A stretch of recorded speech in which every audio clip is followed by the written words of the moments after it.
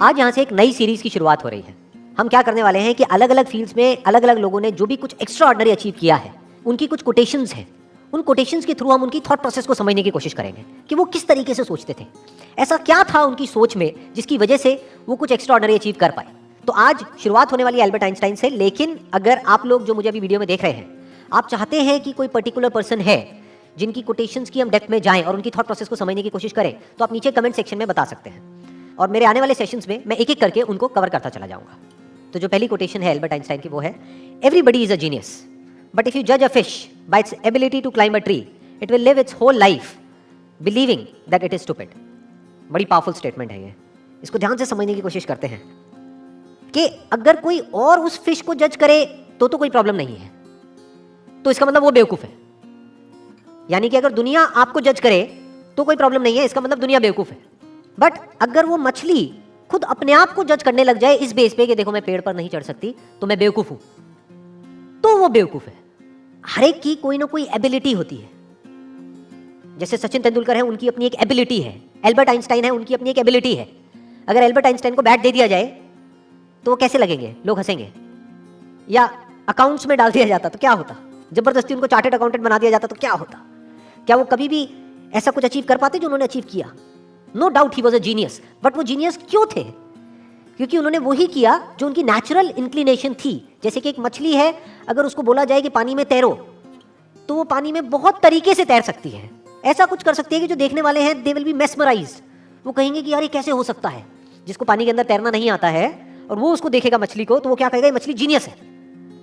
तो इस तरह से पहले हमको समझना पड़ेगा कि हमारा पर्सनैलिटी टाइप क्या है, और जब हम अच्छे तरीके से समझ जाएंगे और फिर एक्ट करेंगे, then sky is the limit. फिर सबके अंदर एक जीनियस है, फिर सब जीनियस है। Next quote is, education is not the learning of facts but the training of the mind to think. क्यों कहा जा रहा है ये? देखो क्या कमाल की बात इन्होंने कही है। बल्कि जिस वक्त इन्होंने कही थी उस वक्त कंप्यूटर्स इतने ज्यादा डेवलप नहीं हुए थे, इंटरनेट इतना ज्यादा पेनिट्रेट नहीं हुआ था, फिर भी वो देख पा रहे थे कि फ्यूचर में क्या होने वाला है। उसके बेस पर ये स्टेटमेंट उन्होंने दी है। क्यों एजुकेशन में लर्निंग ऑफ फैक्ट्स इंपॉर्टेंट नहीं है? क्योंकि आज की डेट में अगर बात करी जाए तो जो फैक्ट्स है या जो नॉलेज है वो तो एक क्लिक ऑफ बटन पे अवेलेबल है। मतलब अगर एजुकेशन का मतलब यही है कि स्कूल जाओ, कॉलेज जाओ और जो बुक्स में लिखा है उसको रट लो और अपने यहाँ पर फीड कर लो, तो इसकी जरूरत क्या है? वो तो ऑलरेडी मोबाइल में है। जो बुक्स में लिखा है अगर उसको आपने रट भी लिया और यहाँ पर फीड भी कर लिया, तो अगर उसको रिट्रीव करना है तो कैसे करोगे? अपने आप से एक क्वेश्चन पूछना पड़ेगा, तभी तो वो याद आएगा और आप बोल दोगे। बट यही काम अब अगर क्वेश्चन पूछ करके ही आंसर आना है तो वो क्वेश्चन तो आप यहां पर भी पूछ सकते हो मोबाइल में। आप इससे पूछोगे, हाँ भैया बताओ ये क्या है, वो क्या है, इस क्वेश्चन का आंसर क्या है, तो ये मोबाइल ही दे देगा ना आपको आंसर। और जितनी मेमोरी इसके अंदर फीडेड है, जितनी नॉलेज एक मोबाइल के अंदर फीडेड है, जितनी नॉलेज गूगल में फीडेड है, क्या उतनी नॉलेज हम अपनी ब्रेन में फीड कर सकते हैं? तो हमारी ब्रेन, अगर हम एजुकेशन को सिर्फ इतना ही समझते हैं कि एजुकेशन का मतलब कि फैक्ट्स को यहां पर फीड कर दिया जाए, तो हमारी ब्रेन इससे बहुत पीछे ही रहेगी, चाहे हम जितना मर्जी डेवलप कर लें। तो वो एजुकेशन किसी काम की नहीं है। तो व्हाट इज रियल एजुकेशन, ये समझना बहुत जरूरी है। क्योंकि अगर हम इसको नहीं समझते तो हम ऐसे लोग अपने एजुकेशन सिस्टम से निकालेंगे जिनके अंदर फीडेड तो बहुत कुछ होगा, बट उनको यही नहीं पता होगा कि सोचते कैसे हैं। यहां पर दो बातें करी जा रही है। एक है education is not the learning of facts. Number one, learning of facts important क्यों नहीं है? Education is not the learning of facts.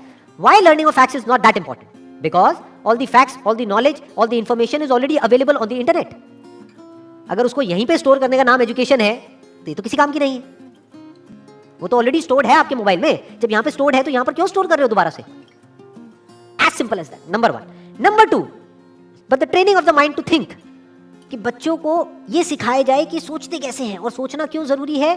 क्योंकि लाइफ में जो भी प्रॉब्लम्स है, जैसी भी प्रॉब्लम्स हैं, उसका सोल्यूशन कैसे निकलता है? सोच करके निकलता है। मेमोरी से नहीं निकलता है, गूगल से नहीं निकलता है, फैक्ट से नहीं निकलता है, नॉलेज से नहीं निकलता है। उस नॉलेज को यूज कैसे करना है उससे निकलता है। अगर मेमोरी से या बुक्स से सॉल्यूशन निकलता तब तो कोई प्रॉब्लम ही नहीं थी। किसी को पैसा कमाना है, इतनी सारी बुक्स हैं, पढ़ लो, निकल गया सॉल्यूशन। उससे नहीं निकलता है। इंफॉर्मेशन से सॉल्यूशन नहीं निकलता है, उस इंफॉर्मेशन को यूज किस तरीके से करना है उससे सॉल्यूशन निकलता है। जिस सवाल का जवाब गूगल नहीं दे सकता है, उस सवाल का जवाब अगर आप दे सको, सोच करके उस प्रॉब्लम का भी सॉल्यूशन निकाल सको जो गूगल नहीं निकाल सकता है, तो कहेंगे कि आप इंटेलिजेंट हो। ये इंटेलिजेंस डेवलप करने का काम होना चाहिए एजुकेशन सिस्टम का। This is real education. Next quote is, the true sign of intelligence is not knowledge, but imagination. Knowledge के बेस पे जो पास्ट में हो चुका है उसको हम रिपीट तो कर सकते हैं, लेकिन कुछ भी नया क्रिएट नहीं कर सकते जब तक कि इमेजिनेशन ना हो। यानी पहले हम कुछ इमेजिन करें फिर नॉलेज को यूज करें तो ठीक है, बट अगर सिर्फ नॉलेज के बेस पर हम सोचें कि कुछ भी नया डिस्कवर हो सकता है, इम्पॉसिबल। नॉलेज के बेस पर हम गोल गोल गोल गोल एक पैटर्न में घूम सकते हैं कि जो हो चुका है उसको रिपीट कर सकते हैं। फॉर एग्जाम्पल, यहां पर एक बल्ब है, तो इस बल्ब को बनाने की एक नॉलेज है हमारे पास में, तो उस नॉलेज से क्या हो सकता है, और बल्ब्स बन सकते हैं, एक फैक्ट्री बन सकती है, उस फैक्ट्री में और बल्ब्स को प्रोड्यूस किया जा सकता है। और एक ऐसा भी टाइम था जब कोई बल्ब नहीं था, देयर वाज नो बल्ब, तो बल्ब कहां से आया? क्या नॉलेज से आया? जो भी ह्यूमैनिटी की नॉलेज थी हजारों साल की, क्या वहां से आया वो बल्ब? बल्ब कहां से आया? इमेजिनेशन से आया। किसी ना किसी ने सोचा, यानी वो बल्ब कहीं नहीं था, किसी बुक में नहीं था, इस दुनिया में नहीं था, कहीं नहीं था, किसी के माइंड में था। उसने सोचा कि अच्छा ऐसा भी कुछ हो सकता है, और उसके ऊपर काम करना शुरू कर दिया। तो क्या हुआ? वो इमेजिनेशन रियलिटी बन गई। इनफैक्ट अगर हम अपने आसपास में देखें इस दुनिया में, कुछ भी, एक सुई से लेकर के एरोप्लेन तक, सब कुछ आज रियलिटी है। आज वो नॉलेज के फ्रेमवर्क में है। आज हमारे पास में नॉलेज है कि सुई कैसे बनानी है, एरोप्लेन कैसे बनाना है। We have knowledge of producing it, we have knowledge of running it, we have knowledge of creating it. But एक टाइम पे वो सब क्या था? वो इमेजिनेशन था, सब इमेजिनेशन था। जब इमेजिनेशन रियलिटी में कन्वर्ट हो जाती है तो वो नॉलेज हो जाती है, फिर उसको रिपीट किया जा सकता है। तो दैट इज कन्वीनियंट, बट वहां पर कुछ भी नया डिस्कवर नहीं हो सकता है। कुछ भी नया डिस्कवर करना है तो यू नीड इमेजिनेशन। जैसे एक तरफ से व्हील डिस्कवर हो गया, एक तरफ से लगेज डिस्कवर हो गया, अब यहां पर इमेजिनेशन की जरूरत है। क्या लगेज उठाने में दिक्कत आ रही है? व्हील है, व्हील लेकिन बड़ा है, तो अगर इस व्हील को छोटा कर दिया जाए और उस लगेज के नीचे फिट कर दिया जाए तो क्या होगा? ये इमेजिनेशन है। This is the difference between imagination and reality. यानी कि अगर इसको हम अपनी लाइफ से रिलेट करें तो जो भी हमारी जो करंट सिचुएशन है या जो भी कुछ आज तक हमारे साथ में हुआ है, वो सब क्या है? नॉलेज है, फैक्ट्स है। हो सकता है वो फैक्ट्स या जो हमारी रियलिटी है वो ये कह रही है कि हम लाइफ में कुछ कर ही नहीं सकते, बट इमेजिनेशन यहां पर क्या कर सकती है? इमेजिनेशन यहां पर अगर हमारे अंदर है तो हम इमेजिन कर सकते हैं कि फ्यूचर में इस रियलिटी को बदला जा सकता है। हम अपने लिए एक नया फ्यूचर इमेजिन कर सकते हैं based upon the resources that we have, based upon the knowledge that we have. उस नॉलेज को, उस इंफॉर्मेशन को, उन रिसोर्सेज को यूज करके हम अपनी इमेजिनेशन को सच कर सकते हैं। तो इसलिए कहा जा रहा है कि इमेजिनेशन इज रियल इंटेलिजेंस, क्योंकि नॉलेज को तो एक रोबोट भी रिपीट कर सकता है। तो रोबोट को हम आर्टिफिशियल इंटेलिजेंस तो कह सकते हैं, रियल इंटेलिजेंस नहीं कह सकते। यानी कि कोई प्रोडक्ट है वो बनाना है तो वो तो मशीन्स भी क्रिएट कर सकती है और करती ही है, एक रोबोट भी बना सकता है। लेकिन कुछ ऐसा है जो रोबोट नहीं कर सकता, जो हम ही कर सकते हैं। That is real intelligence, that is human intelligence. तो ये कुछ कोटेशंस थी एल्बर्ट आइंस्टाइन की, जिसको आज हमने डीपली समझने की कोशिश करी है।